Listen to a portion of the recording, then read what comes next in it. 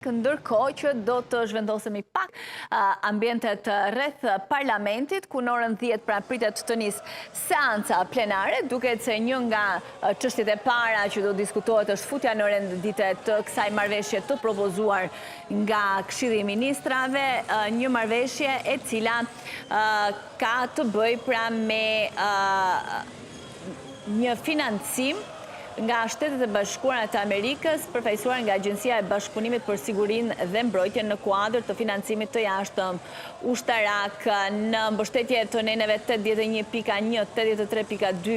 e 100 të Kushtetutës dhe të nenit 17 për marrëveshjen ndërkombëtare të Republikës së Shqipërisë të ndryshuar me propozim të Ministrit të Financave. Këshilli i Ministrave vendosi propozimin e projektligjit për ratifikimin e marrëveshjes së huazës direkte ndërmjet Republikës së Shqipërisë, përfaqësuar nga Ministria e Financave dhe Shteteve të Bashkuara të Amerikës, përfaqësuar nga Agjencia e Bashkëpunimit për Sigurinë dhe Mbrojtjen në kuadër të financimit të jashtëm ushtarak për shqyrtim dhe miratim me procedurë të përshpejtuar në Kuvendin e Republikës së Shqipërisë, sipas tekstit dhe relacionit që i bashkalidhen vendimit të thuhet në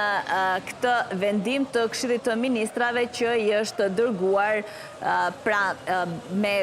projekt ligjin parlamentit për miratim. Pas futjes në renditje, pritet që kjo marrëveshje t'i kalojë për diskutim komisioneve parlamentare dhe më pas për t'u rikthyer sërish për miratim në Kuvendin e Shqipërisë në një tjetër seancë, të paktën siç jo zyrtarisht është mësuar